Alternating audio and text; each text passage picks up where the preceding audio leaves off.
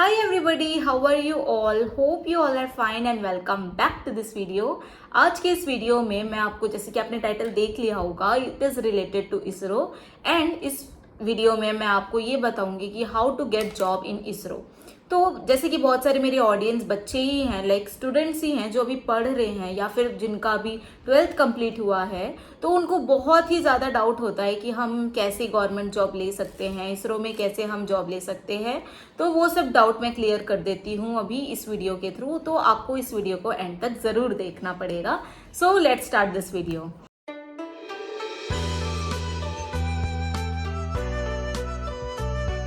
जैसे कि बहुत सारे लोगों का ये ड्रीम होता है कि हमें गवर्नमेंट जॉब चाहिए या फिर हमें इसरो में जॉब चाहिए, क्योंकि आजकल इतना कुछ हम देख रहे हैं, सोशल मीडिया में देख रहे हैं, न्यूज़ में पढ़ रहे हैं, कितना आगे जा रहा है इसरो का जो डेवलपमेंट है, या फिर हमारे इंडिया में जितनी भी स्टार्टअप कंपनीज है वो कैसे कोलैबोरेट कर रही है इसरो के साथ। तो बहुत सारे लोगों के मन में ये रहता है कि हमें भी ज्वाइन करना है इसरो, और जस्ट लाइक नॉट इसरो, लोगों को तो ये भी है कि हम एस्ट्रोनॉट बनना है, ऐसा टाइप का भी ड्रीम होता है।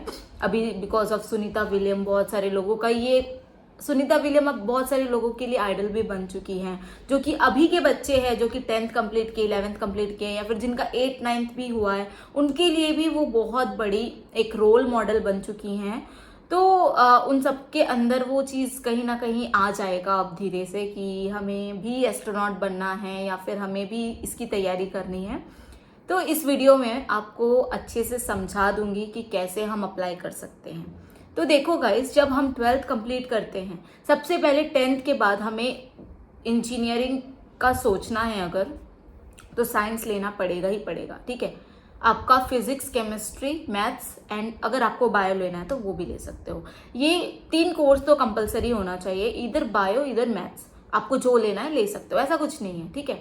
कंप्लीट किया आपने, उसके बाद आप सीधा जेईई की तैयारी करो। सबसे इजी रास्ता जो मैं बता सकती हूँ वो है जेईई की तैयारी करो।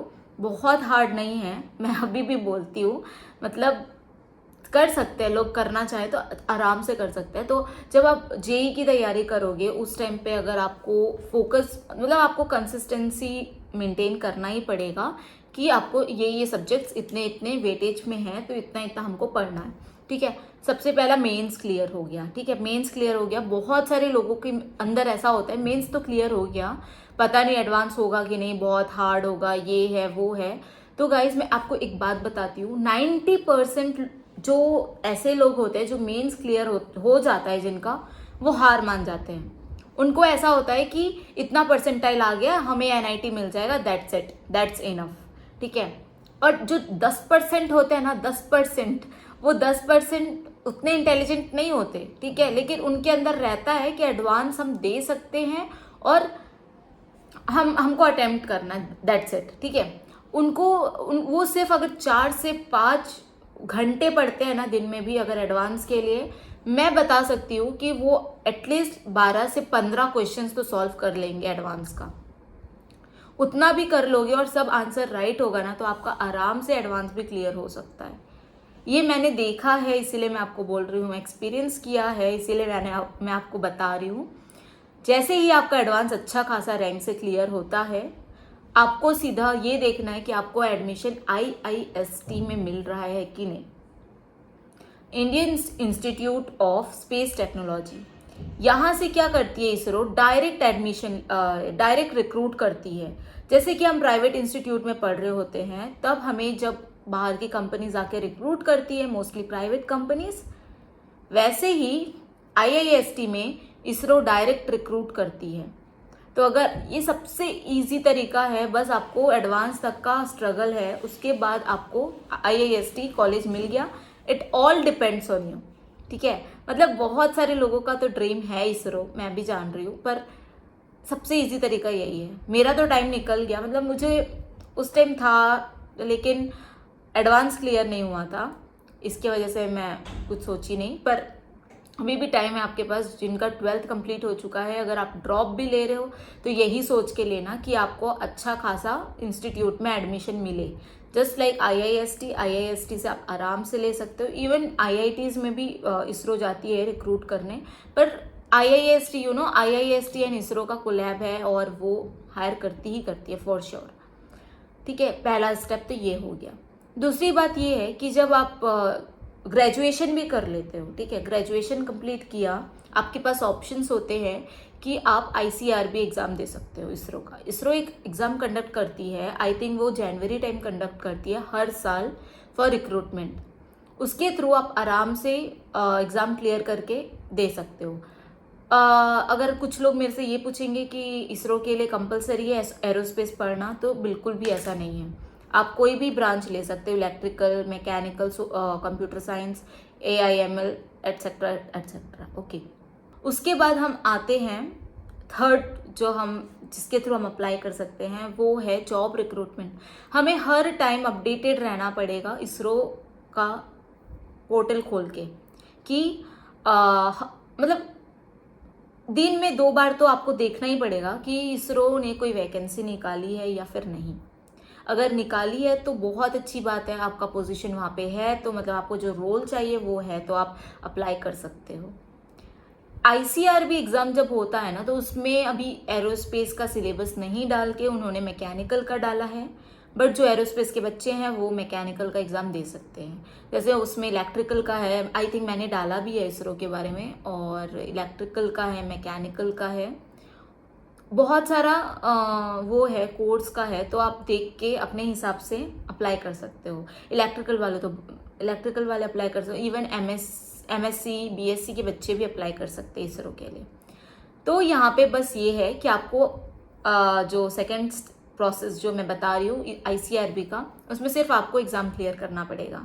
वो एग्ज़ाम गेट से कंपेरेटिवली लेस टफ होता है, पर इंटरव्यू पे जब साइंटिस्ट आपसे क्वेश्चंस पूछते हैं, वो थोड़ा आपको देना पड़ेगा अच्छा खासा आंसर, क्योंकि वो एक्सपेक्ट भी करते हैं कि अगर आप एग्ज़ाम क्लियर किए हैं तो आपको बेसिक चीज़ें आती है।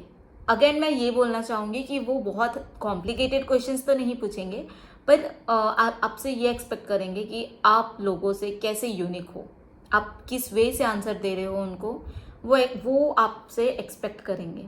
ठीक है, और थर्ड ऑप्शन जैसे मैंने अभी बताया, आपको डेली अपडेटेड रहना पड़ेगा इसरो से रिलेटेड, या फिर आप आराम से PhD कर सकते हो, PhD MSc MTech करके PhD करो, उसके बाद इसरो में जाओ, वो भी पॉसिबल है, ऐसे भी कर सकते हो। मतलब इसरो अपना गेट सब तरफ से ओपन रखा है अब तो, पहले ठीक है, पहले थोड़ा रेस्ट्रिक्शंस था, पर अब ओपन रखा है, क्योंकि इसरो को भी है चाहिए कि माइंडफुल लोग आए, या फिर उनको भी है, उनका भी एम्प्लॉयमेंट बढ़ रहा है। और बताऊँ एक और बात, अभी जैसे गवर्नमेंट ने बताया ना 50% फीमेल एंड मेल का एम्प्लॉयमेंट वाला सिस्टम, उसमें आपको फीमेल का भी जो भी लड़कियां देख रही है उनके लिए तो ये बेनिफिट हो गया। आज से 5 साल बाद और अच्छा प्रोग्रेस हो जाएगा इस चीज़ पे। और जैसे अभी बहुत सारी कंपनीज फीमेल को ही हायर कर रही है, बहुत सारे लोगों को पता होगा ये चीज़।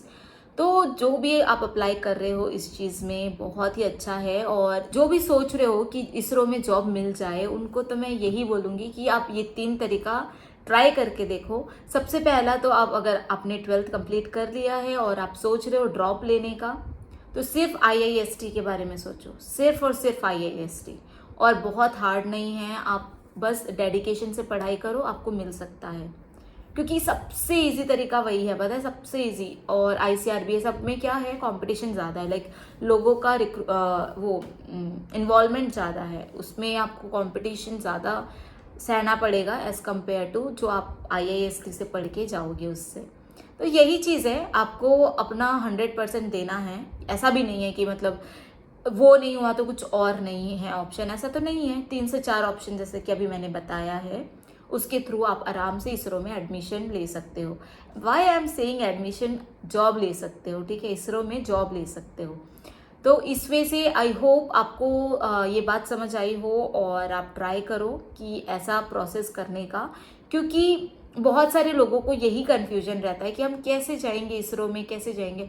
तो ये सबसे आसान तरीका है, जैसे कि मैंने बताया है। That's it for today. I hope कि ये वीडियो आपको हेल्प किया हो, इस वीडियो के थ्रू आपको हेल्प मिली हो। So that's it for today. I hope you like this video. Bye bye, take care.